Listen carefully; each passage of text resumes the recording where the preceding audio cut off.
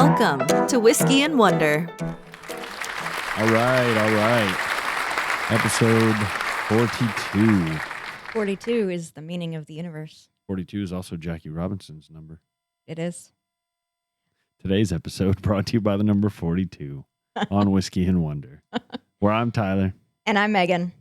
And you know what we do here. But Megan, why don't you tell us again? We drink whiskey and we teach the others something that we have wondered about. Oh, that's a great way of putting it. I like that a lot. As you guys know, we hit 2,500 subscribers.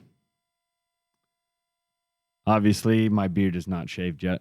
Not yet. I promise. It's happening. It's coming. I've 4th. got the appointment scheduled. The earliest I could get an appointment that fit my schedule with my job and the barber's schedule that I want to do it is August 4th. So it shall be happening. Before we get too much further into any announcements or anything, though, because I know everybody's going to jump at that one and be like, your beard's still there. Yes, it is. Yep. And it is going away. Patience. Going away very soon. I am cherishing it. We have to say a long goodbye. You know when you're like in high school and whatnot, and it takes you like a billion years to say goodbye when you're with your girlfriend or boyfriend or whatever. Oh God. That's what's happening with my beard right now. Anyway, before we get too far into announcements, again, we're Whiskey and Wonder. You can check us out at whiskeyandwonder.com, at Whiskey Podcast. Email us, please email us. We don't have any mailbag again today because none of y'all email us. Email us at contact@whiskeyandwonder.com. Or if you feel like donating, you can donate us at patreon.com/whiskeyandwonder or paypal.me/whiskeyandwonder. You can find all this info in the show notes on the screen if you're on YouTube. Oh, and that's another one. Check us out on YouTube, Whiskey and Wonder. Yep. All this stuff's going to be on the screen or in the show notes if you're interested. You can go to our website and find all this stuff as well. You can even read a little bit about Megan and I, a little bit more personal and in-depth. Learn why we do what we do, kind of. Yep, absolutely. So now we'll officially move on into some announcements. Everybody look at Megan. Look over there. Go get on YouTube and look at her. I finally, in a year and a half, have got my hair did. She got her hair did, y'all. Oh, it's been so long. It's all the colors. It is 4 colors. That's basically all the colors. That is not all the colors. There's only like 8 colors, right? Roy G. Biv. That's 7. Yeah, so there's only like 8 colors. Okay. Right? No, Black, white. no, anyway, I finally feel like myself again. Having colorful wild hair is what I am meant to be. So I got a French bob, and my bangs are blue and green zigzagged, taking us back to mid-2000s emo kids. Yep. And the back is a purple underlayered with pink. So amazing. Shout out to my stylist, Allie at Explicit Salon in Charlotte. You are the bomb. We won't charge anything for that promotion either. That is a free promotion because Yes, Allie is amazing. Yes, it is. Allie, if you'd like to sponsor us, we can talk about you every week. I'll come get my hair did there. So, just saying. If you guys didn't listen last week, and it's obvious that apparently nobody at least acted on it, we set up a poll on the homepage, on our website homepage. It is just below the About Us section or About the Podcast section. Basically, we're trying to gauge people's opinion on whether or not you would like more, a little bit of an open segment. We're in talks about doing it. Wanted to see what the market was for it, What our viewers/listeners wanted. So please go to whiskeyandwonder.com and vote on our poll. It will take you 30 seconds, maybe. Yeah, it literally doesn't take a minute. It's right there on the homepage. We can see the results, and as of right now, one person besides myself and Megan have voted, and I happen to know who that person is. So We happen Sad. to know who that person is. So Sad shame days. on y'all. Maybe not. I don't know. That poll is going to be open for another week. I'm not entirely sure if it ends next Sunday or next Monday. I believe it's next Sunday, but just go vote as soon as you Please. hear this. If the poll is not up there, I think it's set to automatically close, so it'll say voting for this poll is closed Okay, whenever it's done. So if you see that, you're too late. Email us and we'll still count your vote. please. As always, we're looking for people to have on the podcast now. We've got a third microphone and chair and setup, and we can make it happen now. If you think you have something you can teach Megan and I, or if you are just a fan of whiskey and want to drink while we listen to us teach, if you just want to be on and just Hang out. Yeah. Yeah. You're welcome to join. Sorry we can't pay you, but We would love to have you anyway. yep, absolutely. In addition to that, we are always looking for advertising opportunities. So if you're in the advertising game and want to help out a small podcast with a small audience at the moment, we're growing. We're growing. We're growing We are. faster than I expected, at least. Agreed. Check us out. As always, thank everybody. Thank y'all so much for donating, for listening, subscribing, commenting. And you know what? This is something I never really thought to talk about on here, but I thought about it this week. So I'm going to get into a little bit of a backstory here. Uh-oh. I watch, and this is going to sound weird, but there's a hobo on Oh my who God, makes YouTube videos. And I love watching these videos. It's so cool. Anyway, he got really sick. Oh. And yeah, he's not really been riding trains very much. And so he pretty much in his last video was like, if you could just share, one video with somebody, it just takes just a couple shares to help, my Build. videos pick back up. Yeah. And he's like, look, I don't need much to live, but these videos are my income now. And with all my medical stuff, I haven't been able to post. I don't want to say dramatic videos and whatnot. But anyway, it got me thinking. I was like, it really does only take a couple shares. So, Yeah. you don't even have to share it online. Just tell your friends, tell your whiskey drinking friends, tell your History buff friends, or your people that just like to learn weird shit. Yeah. Tell them Yeah. about us. We would appreciate it so much. I humbly ask and beg. Yes. I'm on my knees begging you, please. How can you, if you're listening, how can you say no to that voice? It quivered. But as always, thank you guys that do listen and do share us and support us and smash the like button and subscribe and all that good stuff. Yes. Thank you guys. And any other announcements, Tyler? The way you said that makes me think I'm forgetting something. No. Oh, no. Then No. no, we're good. Okay. You said that and I was like, Well, I didn't want to say, okay, moving on. And yeah, there was something else. So that's no. good. Okay. All right. Moving on. Opening the bottle. All right. So for the Nobody, if you're not on YouTube, you're not going to say, I just went to shove the bottle in the camera or the face of the camera and I definitely went out of frame. I just completely missed the entire frame. we are professional. So We're professional improfessionals. We're professional amateurs. There you go. There we go. Yes. I think that's what the people on what's that cam site? Cam site? Yeah, for where the OnlyFans? OnlyFans. I think that's what OnlyFans. Professional performers. amateurs. Professional amateurs. Okay, I'm not going to ask how you know that, but Everybody knows about OnlyFans. so Tyler, for the first time ever, what are we drinking? I don't really know. So we've done this. I've mentioned before that friend John of the podcast, which is friend Shelby's older brother, is part of a whiskey group. He lives in a nearby state. I'll just say that. And they get select barrels, whiskeys from select barrels as part of this group. And it's not things that you are able to get in store for the most part. I think I found a place to buy this week's whiskey online.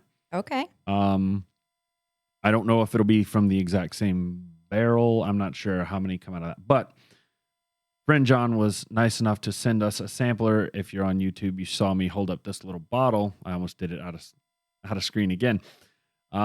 Where he's basically put a little bit of the fifth he got or however much he got. He's nice enough to send us a taster, and he sent us the key to it here.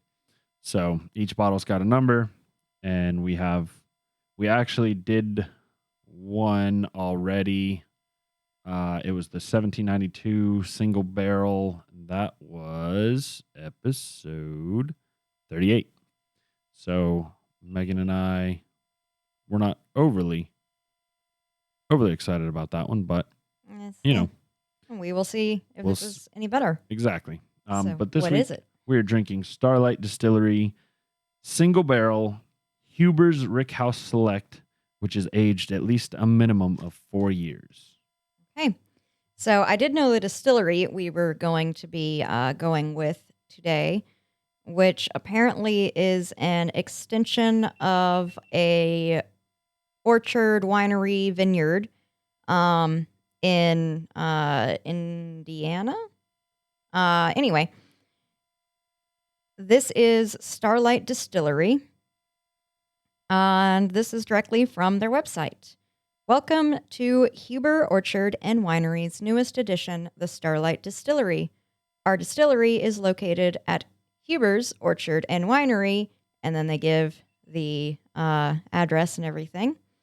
They planned to start the distillery in the mid-90s, and they were inspired by ancestors who once distilled fine brandies in the area in the early 1800s.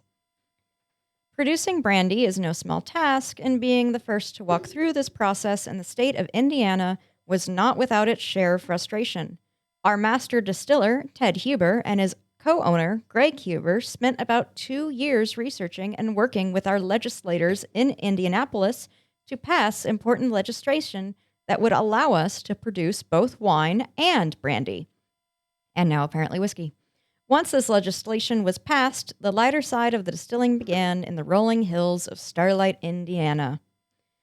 And they go on to talk a lot about how to distill brandy, which this is not a brandy, so we're going to go. And they continue to talk about brandy up until the very end. So that's what I have on Starlight Distillery. I'm not going to lie, and hopefully they're not listening, but if you are, like, you probably should work on your advertisement or something a little bit more. I'm quite scared to taste this whiskey, to smell this whiskey, to do anything with it when it is a whiskey from a place that doesn't even mention it distills whiskey. They're mainly a winery. They do some brandy. Whiskey is not mentioned anywhere. That has me worried. So that is a good point. I'm a little bit nervous. So I mentioned earlier that I found a place where you could buy this. And typically with these, it's not something that we find reviews on. A matter of fact, I think I searched all 4 of these when we first got them and couldn't find any kind of reviews online. But I found on the same website, I found it's got a nose, a palate, and a finish as well. So it looks like somebody has changed since we got this several weeks ago now. Got this package in.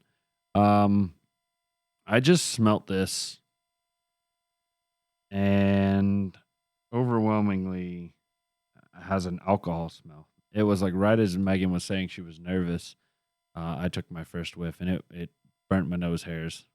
I feel like it's overwhelmingly fruity. I'm getting a hell of a lot of apple and apricot, like, smashed together. And yeah, the alcohol is intense too. So all the A's: alcohol, apple, apricot. I definitely get fruity, and I can get where you're saying apple. I don't really get much else. Maybe. I feel like the apple is overwhelming. Yeah, I would agree. Like- I don't. I was thinking maybe I'd smelt some kind of pinch of vanilla, but I think I'm just trying too hard on that.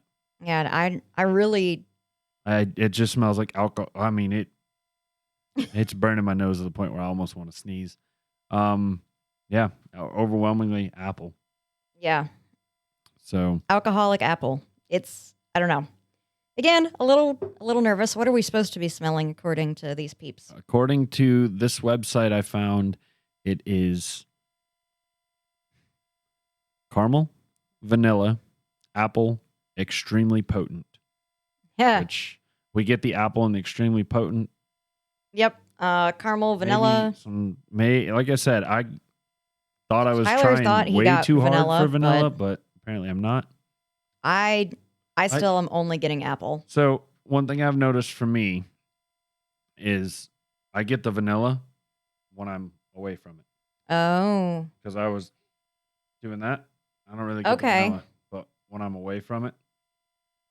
Okay. Yeah. If you're further away, you lose some of the apple. You get some of the. Get a little bit of just a hint of vanilla. Yeah. Okay. I'd agree with that. Just to let you guys know, the 2020 version of this is retailing for $50 on this website. So I looked on the actual official website and I did not even see this whiskey on there. So now it's my turn to drink. And I am not excited after that. I just took my first sip, and those of you guys, I tried to turn away from the mic, but I think I caught myself in my headset. I wheeze coughed because the alcohol is intense. Yep. Yeah, Whoa. You drink it and you're like, oh my God. This is something Whoa. for me. It's making me salivate. Yep. I drooled a little out my mouth. This is a winter whiskey. This is something that you're going to feel it's going to keep you warm. Taste wise, the end was a little oaky towards the finish. I always struggle getting the first notes the first time through. The end note was a little vanilla with oak, maybe a little bit of that caramel flavor in there. But I'm gonna have to take another sip for the. It's so alcohol-y.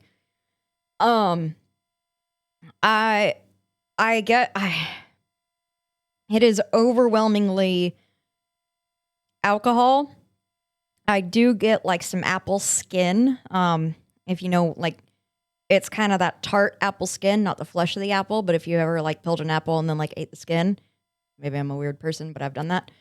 I don't even like apples, so anyway, it's a texture thing. That makes sense. I like their flavor, but not their texture. Yeah. That makes sense.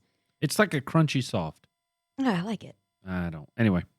So I get apple skin and overwhelming alcohol. It is obliterating everything else. The end is a little oaky, like Tyler said, but man, that alcohol is intense. For me, it is on the tip of the tongue. It's got some sweetness. It's got a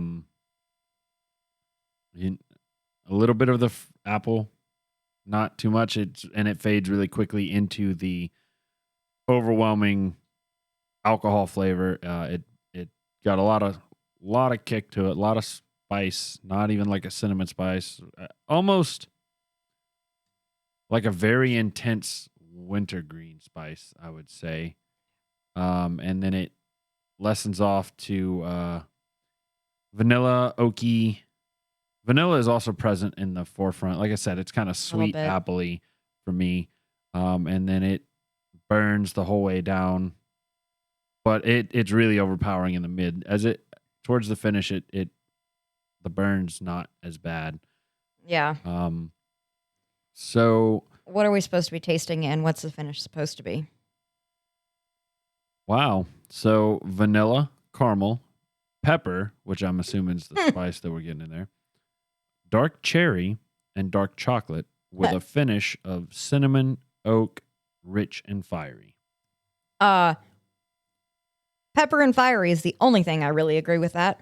Maybe a little bit of vanilla. I definitely get the vanilla, a little bit of no dark chocolate, no cherry. Okay, so this is interesting because I thought I was thinking like going a little crazy, but I thought I got just a smidge of like apple because I haven't had a sip since obviously before I started talking, a couple minutes ago. I thought I was getting a little flavor of apple just in the back of my mouth. And I think it's the cinnamon because I'm so used to having cinnamon apple, and apple stuff together. Because you don't eat apples. Yeah. So, I think that's why I associated it with apple instead of cinnamon. I'm not getting any cherry and any dark chocolate. And I would just like to say, I saw this on the thing and I was like, oh yeah, this thing's aged 4 years. It's probably going to be pretty good. I don't need to bring a glass of water or anything in here. So I'm riding, I got nothing to chase this down with if I don't like it. You want some water? No, I'm all right. Okay. There's only been one whiskey I think we've ever had to stop and go get chasers for. I think there's one or two for sure. I know for a fact there's one. Yeah, I know there's definitely one. So I'm going to read you guys what this website said, and this is from breakingbourbon.com. This one packs a punch. Right from the start, the nose explodes from the glass like a freight train.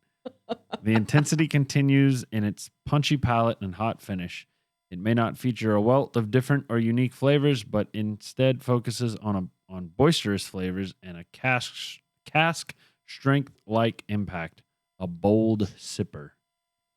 Ugh.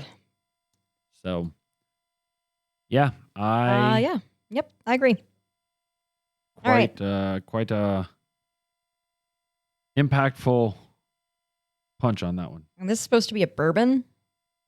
Yeah, it's a Indiana bourbon. Well, Indiana needs some help. Y'all need to talk to Kentucky. Yeah. Get y'all's governors together or something. Or your brewers all together or something. Your distillers. According to Megan. Yeah.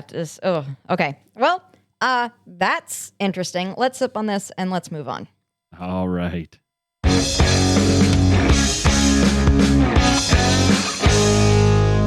It's time for the Wonder segment.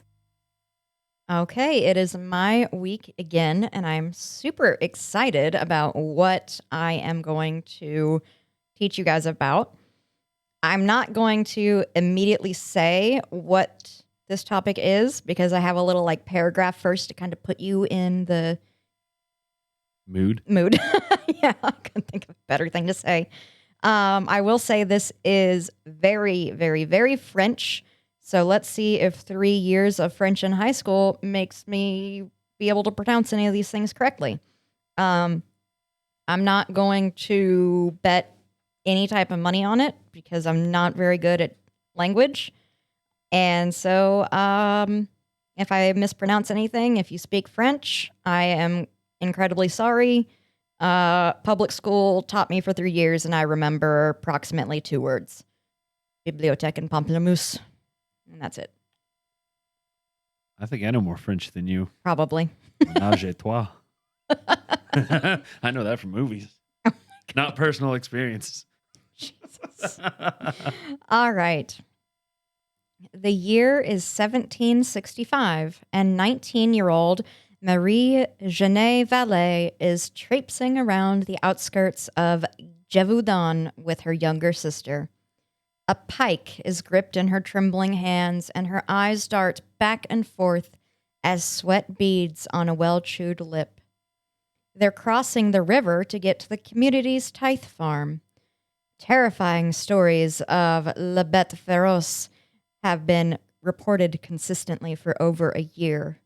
Dozens upon dozens of her fellow villagers had been brutally mauled, obliterated by the ferocious beasts that seemed to target women and children specifically, though several men had also lost their lives.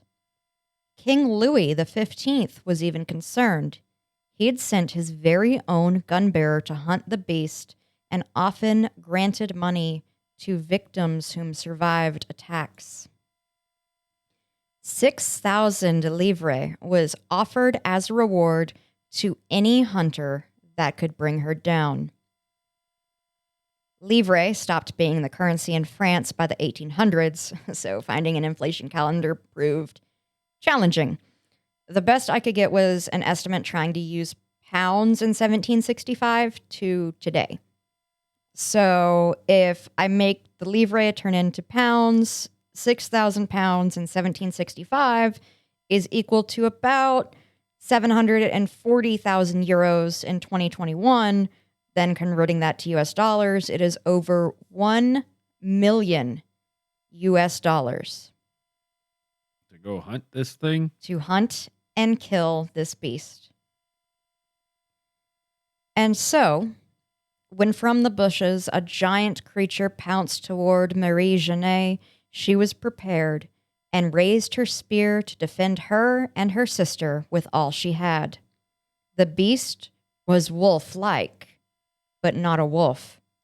It was much larger than any wolf that had ever been seen, being described from the size anywhere between a calf to a horse. Its tail was long and panther-like. The hair on its heads and legs were shorter than that of its body, all over reddish-gray, with a large black stripe running down its back, and talons were on its feet. Marie Genet thrust her weapon into the beast, successfully impaling the creature. Reports are that it cried out in pain and was knocked to the ground, where it rolled into the river and disappeared. Authorities questioned the sisters and inspected the spear's shaft. 2 to 3 inches of blood had coated the weapon. Marie Genet Vallée became a local hero, dubbed Amazon by local reporters. Royal gunbearer Francois Antoine called her the second Joan of Arc, impressed with her bravery and composure in the attack. A statue in Auvers, France was erected in her honor, and it depicts Marie Genet in mid-fight with La Bête. So, and it's a little bit of picture. I am going to put all these pictures on Instagram because I have a couple more pictures that deals with this topic. So, that first picture is of Marie stabbing the beast as it pounces. Yeah, just to describe it, it looks like a kind of like a wolf, but with a Chinese dragon's head and like a long tail, like a panther or a cheetah or something would have. Yep. So the drawing that I'm showing Tyler right now, that again will be on our Instagram, Whiskey Podcast, is the official drawing that was like appearing in newspapers at the time in the 1700s about La Bête. And it's a very strange, like you said, wolf-like, cat-like thing. Very... That one was much less the head of a Chinese dragon. Yes. So, that being said, now that you're in the mood and you kind of know what's happening, let's take a look at the Beast of Gévaudan in depth. This creature, or creatures, terrorized the Javedon region of France from 1764 to 1767. It killed over 100 people and left an additional 200 people injured. And first things first, historically, the Beast of Gévaudan 100% existed. This is not a cryptid. This is not an urban legend. It is not a story made up to tell around the campfire. There are tons of records and reports from the 1700s stored in the French archives and parish records. The documentation is extensive, to say the very least, and La Bête du Javedon has been researched and studied by specialists from the 19th century onwards. But what isn't known is what the beast was. Maybe it was just a wolf. Maybe it was a hyena or a prehistoric beast called a Hyenadon. Perhaps it was a serial killer wearing a wolfskin disguise. Historians, scientists, zoologists, pseudoscientists, and conspiracy theorists argue today about her species. And I'm going to show Tyler a picture of the prehistoric Hyenadon, which is a ancestor of the modern hyena, if you couldn't guess that from its name. It does kind of look very similar to the drawing. Yeah, that's why I included it. And moving on. So I will refer to the beast as female, as she or her, because in France, she was addressed as a feminine la bête. But for the most part, she will be the beast or the monster. But if you hear me say she, it's simply because respecting French culture, la is feminine. In April of, I put 1964. Wow, not that long ago. No, in April of 1764, a young shepherdess returned to her family in hysterics after being attacked while watching over the cattle. Cattle are known for being extremely protective of those they love, be it their own offspring or their caregiver. The beast charged at the young woman, completely ignoring the bovine. But the cattle rushed to aid their shepherdess, charging and stamping at the beast to get it away. The cows were successful, and the beast ran into the forest. Undoubtedly, she was the first known attack of the Beast of Gévaudan, and thanks to her livestock, she was also the first survivor. She explained that her attacker was, quote, like a wolf, but not a wolf. 2 months later, Jeanne Bollet, a 14-year-old shepherdess attending sheep, was not so lucky. Sheep, unlike bovine, are skittish and would have bolted in terror, bleating cries throughout the wilderness as their caretaker was torn to shreds. The screams of the girl and the bleats echoed down the mountain and alerted those nearby that something was terribly wrong. The sun was setting as the would-be rescuers rushed up to save Jeanne Bollet, but it was far too late. Her torso had been torn open and her organs devoured. One of her arms was ripped from her shoulder and lay nowhere nearby, a snack that the monster took with it into the forest. Jeanne Bollet was the first, and sadly, nowhere near the last. In August, the second confirmed victim appeared. Marianne Hebrard vanished. Searchers turned up her body, quote, throttled and half-eaten, unquote, with remnants of cloth scattered about. And just 2 days later, the beast struck again. This time, an unnamed 15-year-old girl was found, her state the same as the previous victims. And from there, the attacks became a frequent occurrence. Residents of the villages throughout Javedon began to wonder if they'd know the next person to die, or if they would be the one killed. Jean Riotor was 12 years old when the beast attacked him. He was savaged and torn asunder, but he survived and lived to be 76. He carried the scars and the story for the rest of his life.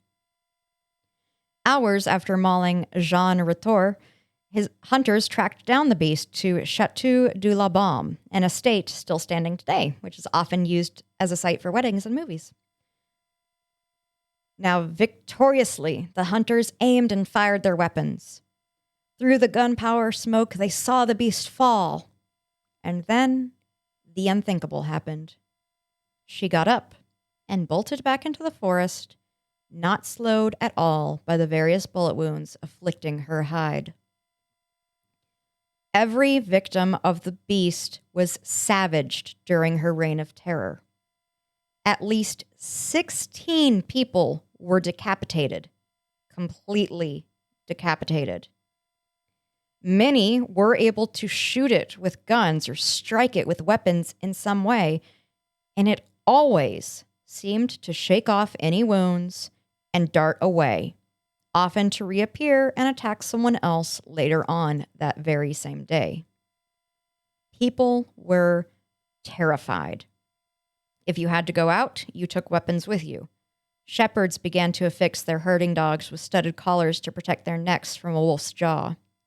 Quote, an account of the beast's predations published late in 1764 advised fervent prayers and sincere conversion while waiting for some hero to present himself who will undertake to fight against such a monster. End quote. People were terrified that this was a punishment sent from God to hurt France for losing the 7 Years' War. The first sanctioned beast hunter was Captain Jean-Baptiste Duhamel, a veteran of the French Indian War. He decided he was a hero, chosen by the universe to slay the beast and become the champion of Javedon. So in October of 1764, the captain and his dragoons marched into Javedon. People were hopeful that the dragoons would end the terror, even if they did worry about having military troops in their midst. Captain Duhamel led 15 hunts over the first 2 months and was unsuccessful every time. With each failure, he and his men grew more desperate and more upset, with him claiming to be inconsolable by the end of the year. The press increased stories of La Bête du Gévaudan. Quote, the Anglo-Saxons called January Wolf Month, the time of the year when the predators were most ravenous.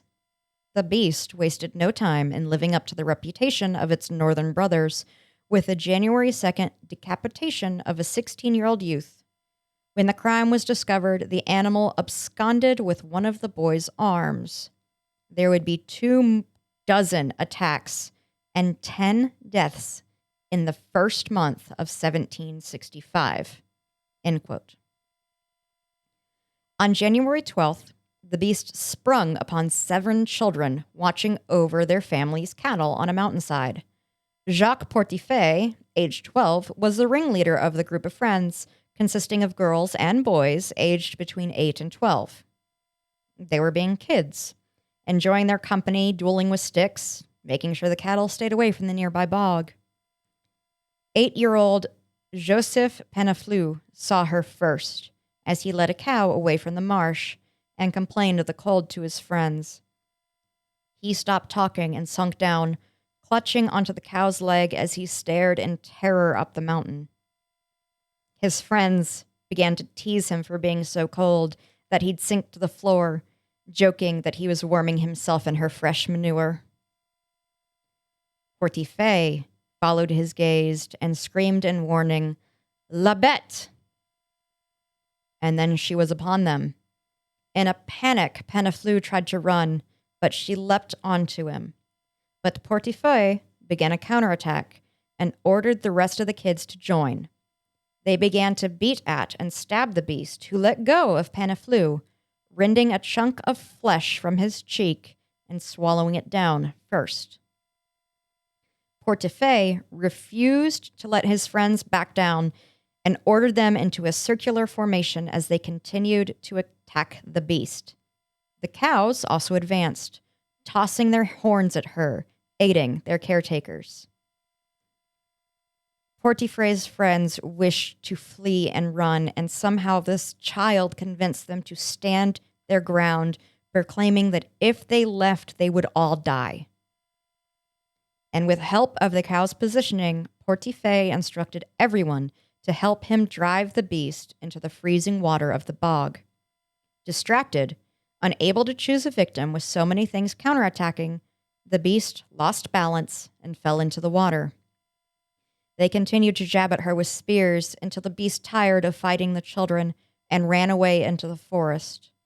This all took place in mere minutes.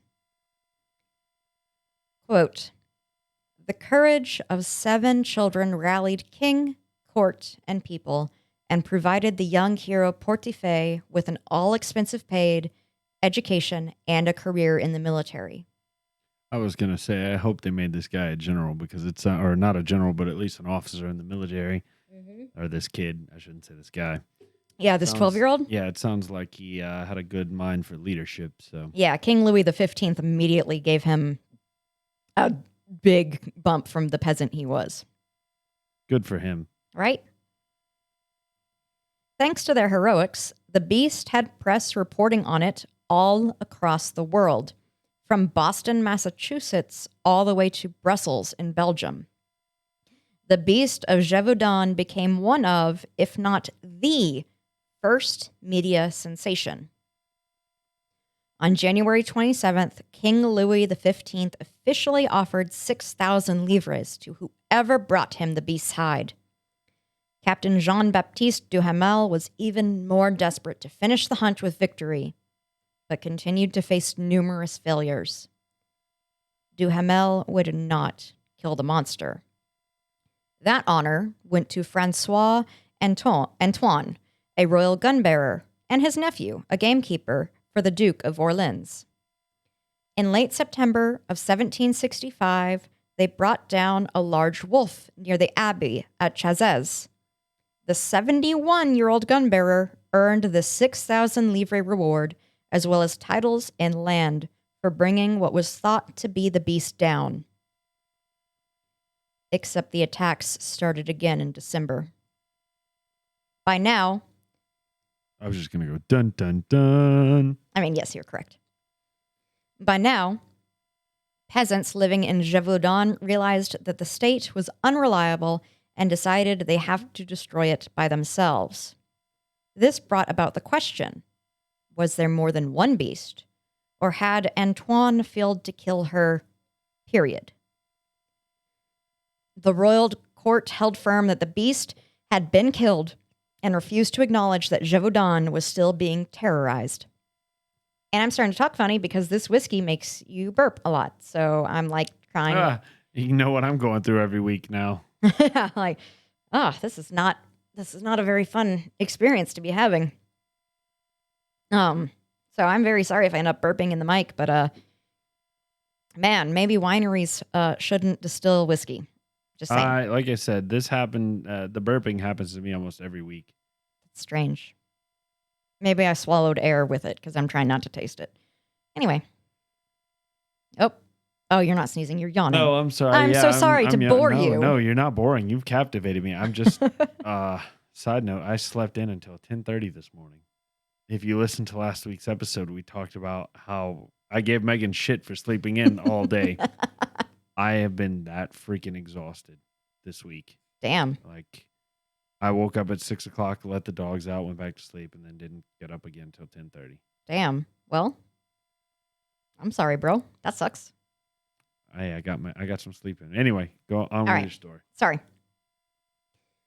The royal court held firm that the beast had been killed and refused to acknowledge Javedon was still being terrorized. The beast brought down dozens more people and injured even more between 1766 and 1767. On June 18th, 1767, another hunt was organized, and 12 locals took to the forest to track her down. One of them was Jean Chastel, a pilgrim carrying a blunderbuss. The hunt continued into June 19th, where they tracked her to the Tinazere woods.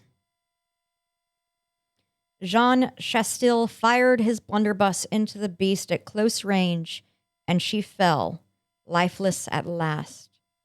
The beast was taken to a surgeon to examine. The contents of its stomach held human remains.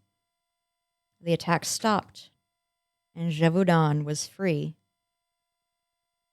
But what in the fuck was this weird-ass canine lake creature? That has haunted history far longer than the beast that stalked its victims through the mountains of Javedon. So they finally did kill it. what happened to the bones? We'll get into it. Oh, okay. I thought you were wrapping up. Oh, Okay. no, I'm not done. Oh, okay. Not done yet, my friend. I need, because as of now, I need proof. I don't, you know me. I'm a skeptic. know. I don't believe. At this point, I think it's not an urban legend is the thing. I don't think it's an urban legend at all. I have my theory on it, but I'll save it till. I'm curious to know. I'm about to read different theories, so I want to know yours before I read all the popular ones. There are very, very, very few animals on this planet that will just outright attack humans, especially when there are prey animals about, like cattle and sheep and whatnot. So I think it's another human. Okay. I think that is the most. If you've ever read The Most Dangerous Game, which is an awesome play on words for the book, have you read it? Mm-hmm. Okay, yeah. Yeah, I genuinely think it's another human. Animals typically don't attack humans for just no reason, especially when there's prey animals around. Like, yep. Even think about it like a bear. Yeah. It's gonna go for bear's gonna go in the river and get the salmon. It's not gonna get a human unless it's either protecting its babies or something, or it's rabid. A rabbit or pissed off that day. Who knows? You sneak up on it or something like that, and it's a defense mechanism. Yeah. This seems like it was purposefully This targeting. actively stalked people. It actively hunted humans. Yes. At the end, I'll tell you more where you can read more in depth. But some of the things it did, like people saw it in their windows at night, like looking at them. Creepy as fuck stuff. Anyway. Yeah, but and see, that's where I get a little kind of. All right, you say something like that. We're talking about mid to late 17th century France here. It's not like these people had bars on the windows and the doors were necessarily locked. Yeah. Well, if at all. Yeah. So if it was a human, it could have easily come in the door, or even if it was a beast that really wanted to get in, it could break the glass. Oh yeah. So interesting. I need to hear more of what you're saying. All right. Let's talk about the most popular theories. Theory number 1. Wolves. That's it. Seriously. Let's take a look. J.M. Smith told the Smithsonian, quote, Javedon had a serious wolf infestation. He says that large lone wolves were attacking individual communities across the region, or that it was a wolf pack. Smith asserts that many of the fantastical qualities attributed to the beast were induced by clergy who stirred up fear in the populace that God was punishing the French for its defeat in the 7 Years' War. For hunters, killing the beast was a way of reclaiming France's honor. Wolves are native to the region and had attacked humans before. Some statistics show that wolves attacked humans 9,000 times in France between the 17th and 19th centuries. In most cases, these types of attacks were by rabid wolves. Theory number 2. An escaped hyena or lion or dog-wolf hybrid. Someone who has never seen or heard of a hyena or lion might describe them as very odd-looking wolves. So this theory might help explain why accounts of the beast have such strange descriptions. Peasants in France in the 1700s had no idea what those animals were. And if this theory is true, most likely one or more of these animals escaped a private menagerie and began to hunt to survive in their new French mountainside world. On this same theory, some believe the beast was the pet of Jean Chastel and trusted him, which is why he was able to kill it so easily at the end. Theory number 3. In one of the most eerie and fascinating theories is that of a serial killer plaguing Javedon. Dr. Paul Puch, a university professor in 1911, put forth this theory. He stated that perhaps the beast was a maniac that dressed in wolfskin as a disguise for his own perversions. Another idea is that a serial killer trained one or several war dogs to kill on command and put them in armor, which would explain the resistance to bullets. What's hard to describe is how 16 victims were decapitated, which would be very difficult for most animals to do, which has enhanced the serial killer theory throughout the years. Is it a combination of 1 and 3? In 2012, Jean-Marc Marisseau, a French historian, suggested that some of the killings were indeed done by wolves, but some very possibly could have been done by man, a sadistic murderer using fear and superstition to hide his own crimes. Theory number 4. A demonic monster sent by God to punish those of Javedon. Nope. Yeah, let's not get into it. This is Nope. a factual. Move on. Theory 5. Cannibalistic soldiers. The 7 Years' War ended in 1763, the year before the beast's first attacks. Some theorize that returning soldiers or transients lost in the war resorted to cannibalization to survive and went mad. Theory number 6, one of my favorites, but the least true of them all. Werewolves. Yep, I knew that was going to come up at some point. werewolves. Fuck. Moving on. Theory number 7. Not a particular bad theory per se. There are several thought to be extinct animals that would fit the descriptions of the beast, like the Hyenadon I mentioned and showed Tyler above. What happened to the bodies of the beast killed? Sadly, here is human error and lack of scientific knowledge. The first one killed was destroyed after being taxidermied due to inadequate preservation. The second was ordered to be buried by the king. Some experts think that instead it was mounted and preserved, but was destroyed by parasites. It is a shame that modern scientists don't have a specimen to study, but it has been over 200 years. Hundreds survived the attacks. How did they not identify it? Simply and inelegantly put, they were peasants. Historians can't go back to read their journals because most were illiterate. Peasants didn't keep diaries. Everyday life in the Javedon was a struggle. My verdict? I have absolutely no idea. The theory I lean toward is the last couple surviving Hyenadon.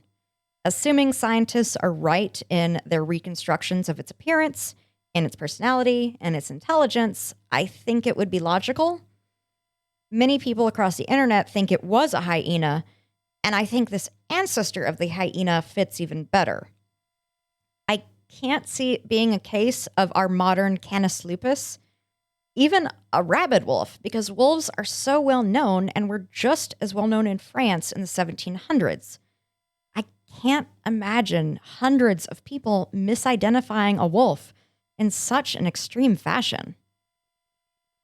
It seems like most people tend to stick between theories 1 and 2 in some fashion. But the truth is that we will never know for sure. And as much as I crave to know the truth of unsolved mysteries, deep diving into some of these conspiracies was a blast. If you're interested in further information and a more in-depth dive, I encourage you to read Beast, Werewolves, Serial Killers, and Man-Eaters, The Mystery of the Monsters of Gévaudan by Gustavo Sanchez Romero and S.R. Schwab. Monsters of the Javodon, The Making of a Beast by J.M. Smith, and The Beast of Gévaudan, La Bête du Javodon by Abby Pierre Porcher. What do you think La Bête du Javodon was? email us at contact@whiskeyandwonder to let us know your theories. And that is the story of the Beast of Gévaudan. So that's gone on my list of things. So I personally hope that when we die, and based off of my experiences, I'm not sure this is true or not, but I personally hope that it's like a essentially you get like almost, I don't want to say the remote from Click, but you get a remote control and you can go back in time and watch and see things. See everything you want to see, get all the answers. Like that's on my list. Like I want to know who killed JFK. I want to see what the Big Bang was like. I want to watch the dinosaurs walk around. I want to know the answer to every unsolved mystery. Yeah, pretty much. Like, yeah, did OJ do it?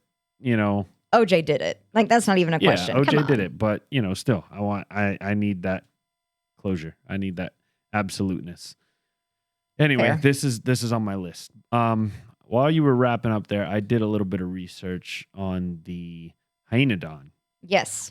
So they were, they lived in Europe and Asia, but they died out during the middle of the Miocene. Supposedly.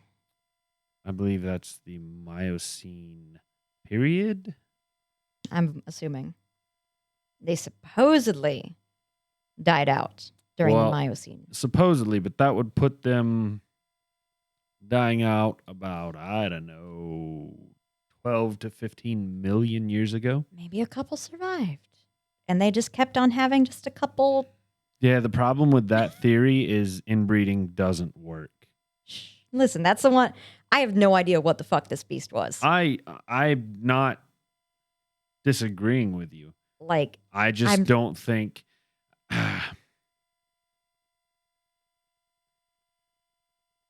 That theory to me, and I'm not saying it's wrong, but I'm not saying it's right either. It's just, in my opinion, on the same level as Bigfoot. Okay. Because theoretically, if this creature lived, a handful of them have not been really seen for, 15 million years. Theoretically, Bigfoot, a Neanderthal type humanoid, could be out there somewhere. Yeah. I'm not saying either one's right. I'm not saying either one's wrong. Yeah. It just puts it on that level. It does. The one thing I was thinking about when you were naming off the theories about what it is and I kind of got to this conclusion right as you were talking about it being an escaped lion or something like that. The tail really throws me for a loop. A long panther-like tail. That makes me think it's. I go back and forth because people know what a cat is. Tigers, panthers, in lions. France, I don't think there were any wild cats per se that didn't really look like house cats. A lion with a mane, that's pretty weird looking. You're absolutely right. The problem with that is male lions don't hunt. If it's starving. Well, yeah, I guess if it's starving, yes. Or if it's rabid, it's going to attack. Sure. But typically female lions do the hunting, which don't have a mane. So I don't know. I give that one probably the most credibility, that, or it's just I don't think it was a guy going around. I like I said, the lion is about the only predator I can think of that will actively seek out humans over, and even still over a cow. It's very, very odd. No animal in history other than this beast in the few years period it hunted has behaved like this, specifically targeting humans. I do think, and this is something you'd probably enjoy, like heading into Reddit and deep diving on, Tyler, and probably a lot of you listening, the theory of it being a serial killer who trained an animal to attack for it is low-key fascinating. I read a lot about that. A lot of people think it was Jean Chastel just because it was very convenient that he was able to get so close to the monster to kill it with his blunderbuss. Like, a lot of people had issues with that, What exactly even back is in a the day. blunderbuss again?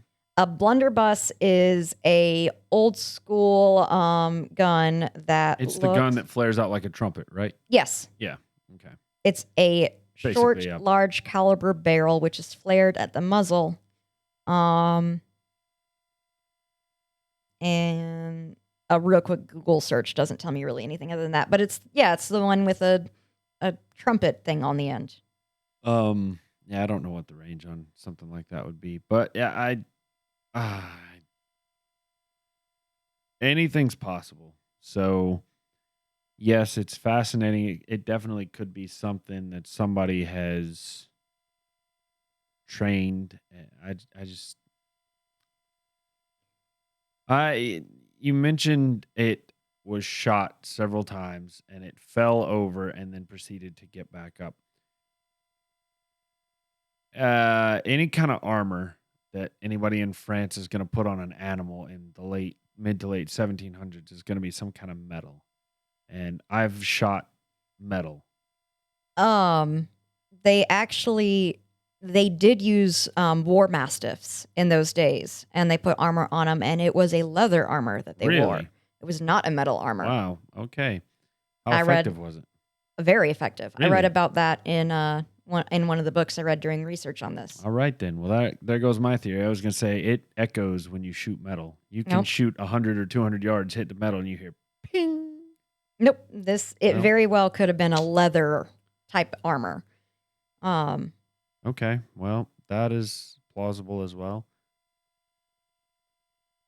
Yeah, I'm torn between it was either an escaped big cat and people were just too stupid to realize it was a cat, but I don't feel like that's plausible since you said it would stare at people through their windows. There was the theory, though, that stated that all of that like fantastical stuff was invented by the clergy or by religious people to basically put the fear of God into the peasants. Sure. So who knows if that was true? We can't read the peasants' version because they didn't write it down. Yeah. Well, I don't know what to think about this. This is on the same level as Bigfoot for me. That's another one. That's another one I'm gonna find out the answer to when I'm dead and gone. Is Bigfoot real? I will spend probably 1,000 years of my death just finding the answers to unsolved mysteries. Oh yeah. Between murders, I want to know what happened. Things like this. History is fascinating, and there's so many questions we don't have answers to, and we never will, and it hurts. Yeah. I want the answers. Yeah, I want the absolute truth, even if I don't like it. But yeah. Well, that was actually a very interesting topic. I thought from the get-go, to be honest with you, I was like, oh boy, this is gonna be an interesting one. But no, that was good. Oh, well, thank you. I enjoyed that. I wanted to do Beast of Gévaudan since we started this podcast. It's been on my list. And I finally strapped in and decided, let's do it. Because I'd read a few books on it, and I was like, all right. All right. Well, on that note, we're going to jump on in. Oh, no. Oh, wait. No, good thing's about to happen. Sorry, I thought we were going into the end of the whiskey. I literally hit the button, but it didn't play for whatever reason, and you started talking at the same time, so that was perfect.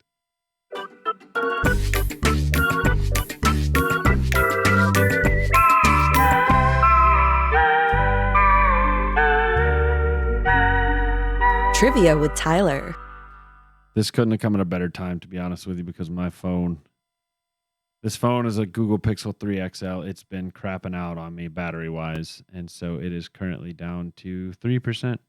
Oh, my phone will turn off at 15 because fuck it. So your phone's newer than my phone. Yeah, it is. But I don't know why Android just like it hits 15 and it's like, I'm dead. Oh, that sucks. Mine's not that bad. Fuck. All right.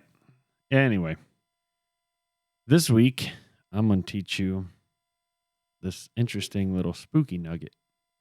Or maybe it'll help explain some spooky nuggets. Ooh, it's a spooky week.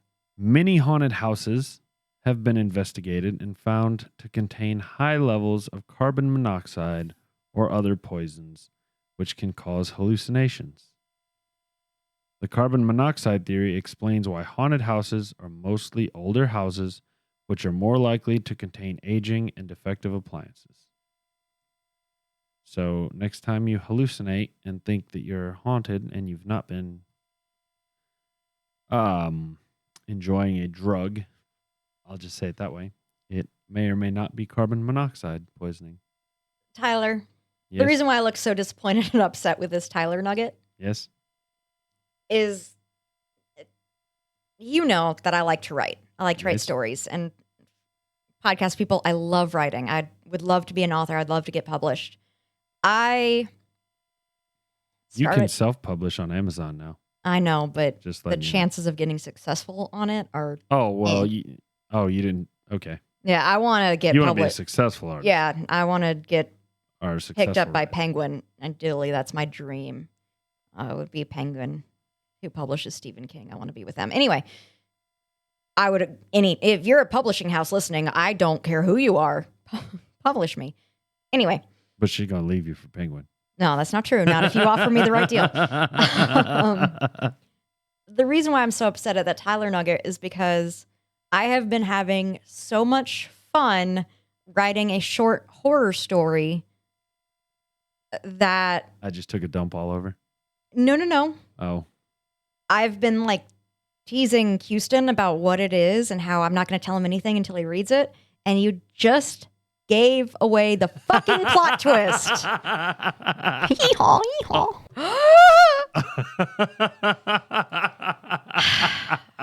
Oh no, Houston, You gave away the goddamn twist that I thought I was brilliant. I was so brilliant and smart for coming up with this huge, terrifying demonic possession that this middle-aged divorcee is experiencing. Oh. And in the end, it turns out the house she moved into had a carbon monoxide leak and she was being poisoned. And you literally gave away my twist. I saw you over there reacting and I didn't know what it was. I was like, stop, no. So, Whoops. Well, Houston, when you read that short story, spoilers, but it's still going to be a good story. It's still written really well, if I do say so myself. And if anyone wants to read it, email us at contact@whiskeyandwonder.com. absolutely. I'm well, so low-key upset of all of the Tyler nuggets. God damn it. I am so sorry because I had about 8 or 9 my lined up God. that I could have picked from. That was just the one that was the furthest back in the rotation, so I figured I'd pull it to the front. Motherfucker. Well, Tyler, whoopsies. thank you. You're welcome. Oof. All right. Like I said, we don't have any mail time this week.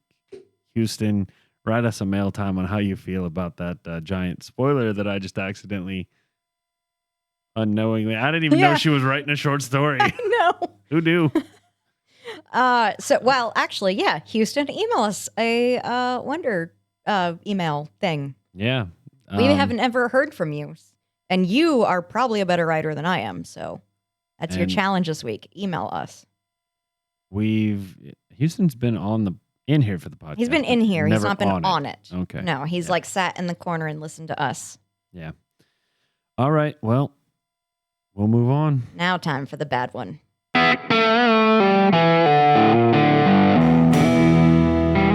Final thoughts. So, number one, I think we can gather Megan's opinion I already. don't like it. Um, I was hoping this would be one that as I sipped on more, I'd like it more. No. So this to me is, if you were watching on YouTube, you noticed that halfway through Megan's tale, I stopped drinking. And I did that not because necessarily I don't like it, but because I just kind of started to run out. This is kind of similar to the Flaviar samples we get. It's not quite as much as I would pour in if we had a fifth. So I had to save a little for the end here. Unlike Megan, this is something that has grown on me as I've gone, especially the smell. I get much more vanilla and much more caramel, apple. It balances well, and I'm not getting nearly as much burn in my nose hairs now. Well. Taste wise, Mm. it was still very overpowering as far as the burn and the alcohol.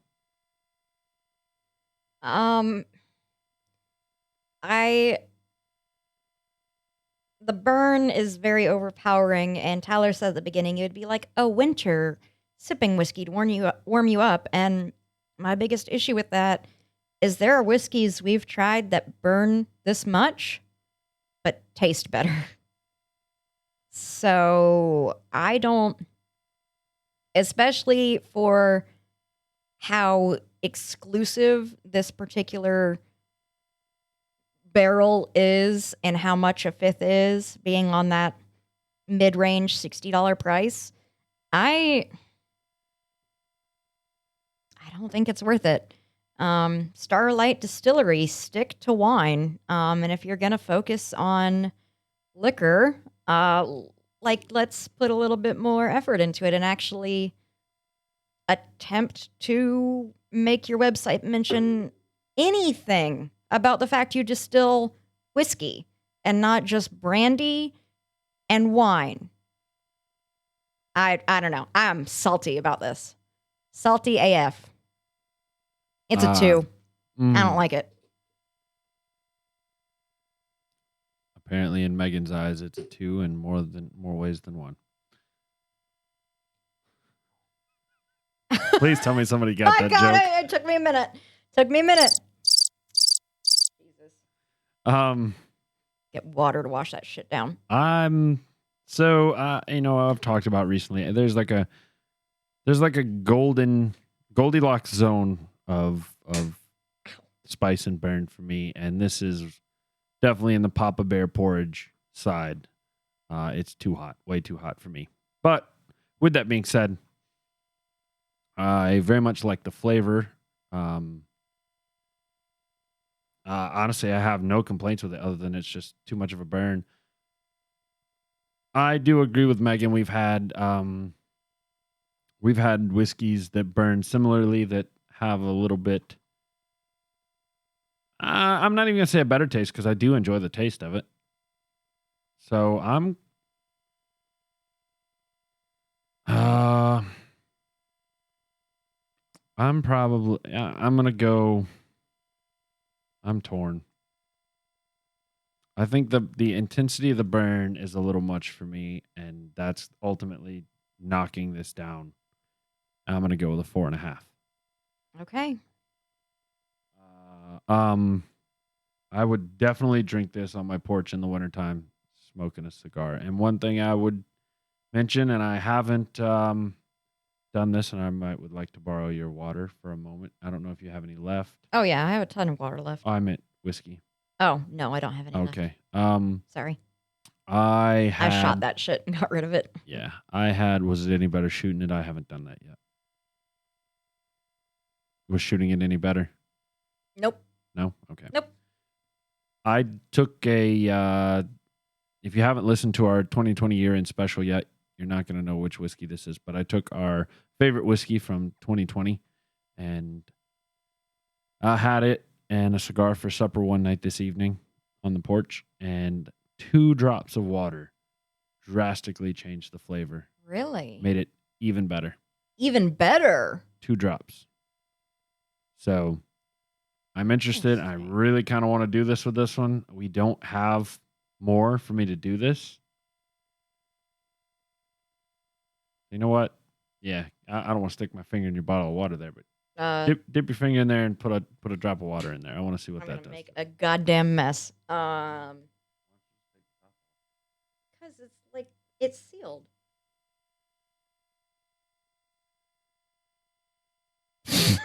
Oh, this is riveting. This is A+ high class. Yes, Megan is struggling with her bottle. There we go. Jesus Christ. There went a drop of water. This is some high class podcasting. Highfalutin. We're All right, we got to drop in there. I'm going to. masters of podcasting.